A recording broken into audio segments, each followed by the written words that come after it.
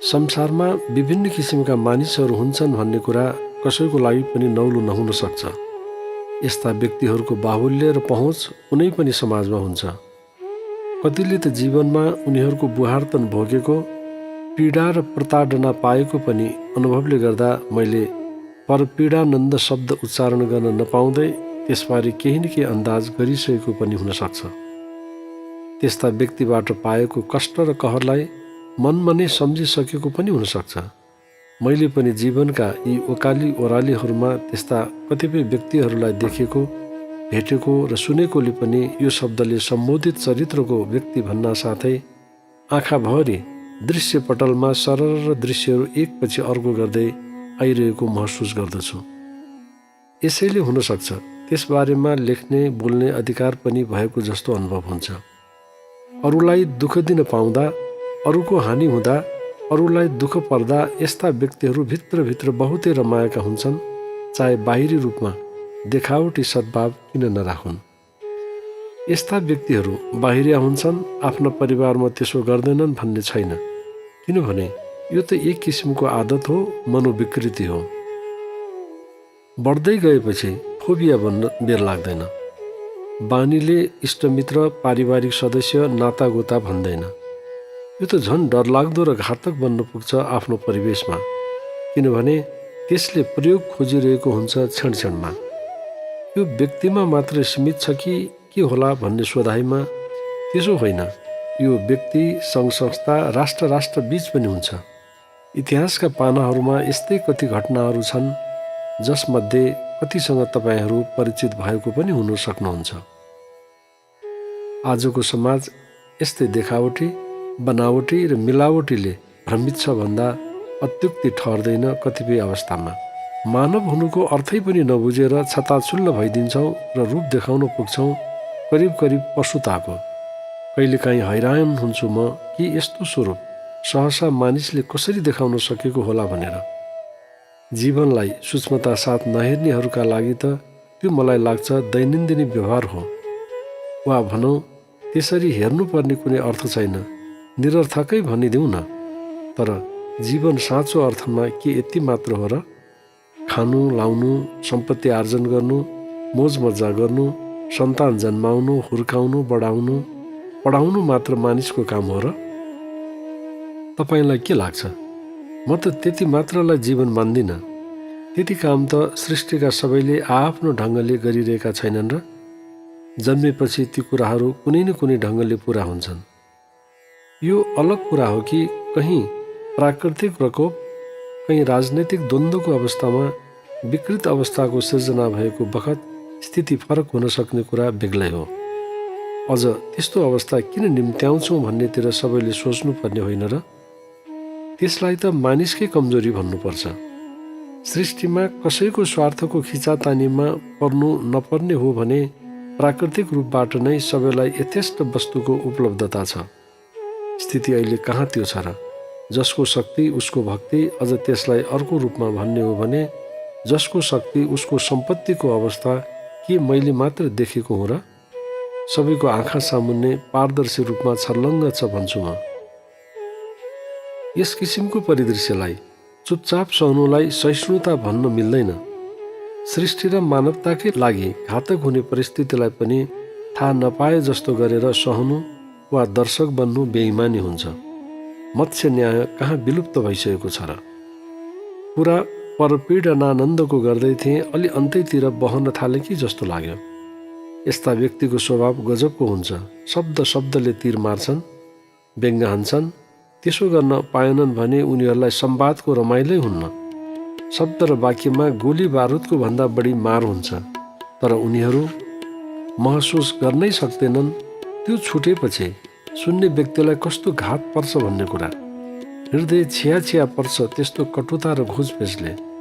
त्यस्तैमा खुसी मनाउँछन् उनीहरू। कस्तो गजब छ! मानौ परपीडा नै उनीहरूको जीवनको उद्देश्य हो। यो कुरालाई जानेर मात्र हुँदैन, कतै मबाट पनि कसैलाई यस्तै त परिरहेको छैन भन्ने सजगता आउन सक्यो र त्यस्तो बानीबाट आफूलाई मुक्ति दिलाउन सक्यौँ भने जीवनमा रूपान्तरणको यात्राको पथिक बन्ने सौभाग्य भेटिन्छ। परपीडाको पनि हद हुन्छ, तर यस्ता व्यक्तिहरूमा त्यही नै आत्मसन्तुष्टिको पराकाष्ठा हुन्छ। सुखानुभूतिको झल्को पाउँछन् रे, नत्र कसैलाई गोलीले भुट्दा, करुणाविहीन बनेर प्रताडना दिँदा हृदय कहाँ हुन्छ जस्तो लाग्ने कटु घटनाहरू किन दोहोरिन्छन् तेहरिन्छन् जस्तो लाग्दैन तपाईँलाई? कसलाई दोष दिने? व्यक्ति, समाज, कसलाई भन्ने? आत्मदाह भन्ने नयाँ शब्दले आफैलाई मात्र पीडा दिन खोजिएको हो कि भने पनि त्यसभित्र अझ खतरनाक प्रवृत्ति लुकेको छ।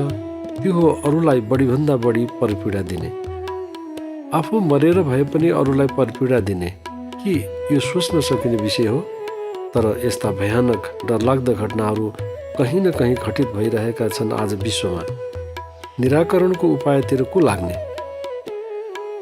लाग्न त सबै लाग्नुपर्ने हो, तर आफूमै त्यो घटित नभइकन त्यसको दुखाइ र पीडाको अनुभूति नहुने गजबको संवेदनहीन मानव संस्कारको बढोत्तरीले आउँदा दिनहरूमा कहाँसम्मको निष्कृष्टताको पीडा बिहोर्नु पर्ने हो, त्यसलाई झझल्काइरहेको अनुभव भइरहेछ।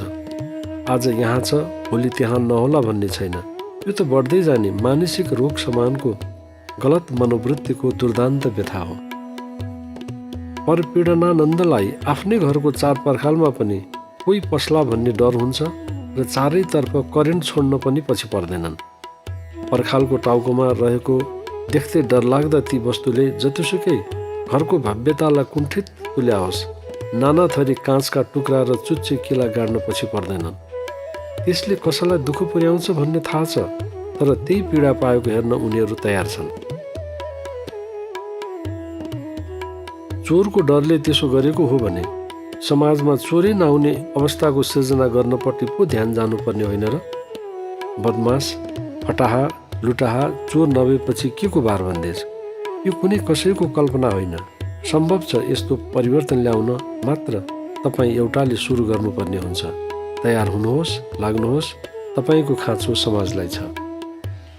म अहिले पनि सम्झन्छु त्यस्ता घटनाहरू जो केटाकेटी अवस्थामा गाउँघर सहर बजारमा ज्यादातर हुन्थे र त्यही आज पनि रमिताको रूपमा मानौ त्यो रमाइलो घटना हो भन्ने सम्झी हेर्ने मानिसको भिड देख्छु। म मात्र भन्दिनँ, तपाईँहरूले पनि देख्नु भएको होला। बीचमा कुनै जनावरलाई राखी धारिलो हतियारले मार्न कोही खुँडा खुकुरी वा हतियार उठाइरहेको होस् र त्यो मानौ कुनै रमाइलो छेड हो भन्ने सम्झी लहरे मानिसहरू मजा लिइरहेका दृश्य देख्दा योभन्दा पर पीडानन्दको अरू कुनै कुरा बताइरहनु पर्ला र जस्तो लाग्छ। बिचरो खोरमा बसेको सुँगुर बङ्गुरलाई भालाले घोची घोची मारेको र त्यसकै मासु एकछिनपछि खान तम तयार भएका मानिसको भिड देख्दा मानवता कहाँ हरायो भन्ने लाग्दैन भने तपाईँमा पनि परपीडनानन्दको शेष कतै बाँकी छ भनेर सम्झे हुन्छ। अझ देवी देवताको नाउँमा प्रत्येक दिन मारिने हजारौँ लाखौँ पशु प्राणीको क्रन्दन, रुवाई र पीडालाई मेरो आफ्नै पीडा हो भन्ने अनुभूति नआउन्जेल तपाईँ जतोसुकै धर्मको विषयमा प्रवचन गर्नुहोस्, जतोसुकै शास्त्रको नाउँमा त्यसलाई खारस्त पार्नुहोस्, त्यसको कुनै औचित्य छैन। सुगा रटाइले के हुन्छ? आचरणमा जबसम्म असल आनी बानीलाई आत्मसात गर्न सकिन्न तबसम्म त्यसको कुनै अर्थ रहन्न भन्ने कुरा घाम जत्तिकै टटकारो छ भन्ने मलाई लाग्छ। यस्तै किसिमका अनेक तौर तरिका तपाईँ हाम्रा संस्कृतिका नाउँमा अबोध पशु पन्छीले पाइराखेको तर्फ चुपचाप लागिरहनु मनुष्यतामाथि नै कलङ्क हो भन्ने सम्झनुहुन्न? या यही हो पुरुषार्थ भन्ने ठान्ने जमातबाट मनुष्यता जिउँदो रहला भन्ने ठान्नुहुन्छ? यस्तै प्रवृत्तिले समाजलाई विकृतिग्रस्त तुल्याउने हुन्। आफूमा दया, माया, करुणा, अहिंसाको केही लेस मात्र पनि भाव अन्तर्हृदयमा छ भन्ने लाग्छ भने मानिसको यस प्रकारको नग्न नृत्यप्रति सहमति दर्शाउन्जेल मनुष्यताको स्तरमा वृद्धि होला भन्ने ठान्नु गलत हुनेछ। अहिलेसम्म बिग्रेको यसैले हो। बिना आचरणको शिक्षा, दीक्षा, सिकाइ र दर्शनको करामत हो आजको विश्वको ध्वंसात्मक स्वरूप। मानिसको विकृत स्वभाव, नकारात्मक चिन्तन। यदि विश्वमा सकारात्मक चिन्तन, असल स्वभावको गुणले हरेक व्यक्तिमा लहलेस गराउने चाहना राख्ने हो भने चुटकीको भरमा सम्भव छ सबैको चाहना र दृढ अठोट हुने हो भने। तर जसरी चलेको छ चल्दै जान्छ भन्ने नेतृत्वकर्ताहरूको भित्री आशय र स्वार्थपूर्ण उपयोगवादी आदर्शको कारण विश्वले ताडना र प्रताडना बेहोर्नु परेको छ। संस्कृति र सभ्यताको नाउँमा यस्तै प्रवृत्तिलाई बढावा दिएको अवस्थाले परपीडामा कति मजा आएको अनुभव त तपाईँ गर्दै हुनुहुन्न? विचार गर्नुहोस्। यदि यसो हो भने त्यस्ता कुप्रवृत्तिलाई जरैसहित हटाउन लागिएन भने पछिका अनेकौँ पुस्ता यस्ता मनोविकृतिबाट प्रताडित हुनुपर्ने अवस्था आउँछ भन्ने कुरालाई बुझी छानी त्यसलाई हटाउनुतिर ध्यान दृष्टि दिनु समयको माग भइसकेको छ भन्ने कुराप्रति कति सहमति हुनुहुन्छ मलाई थाहा छैन।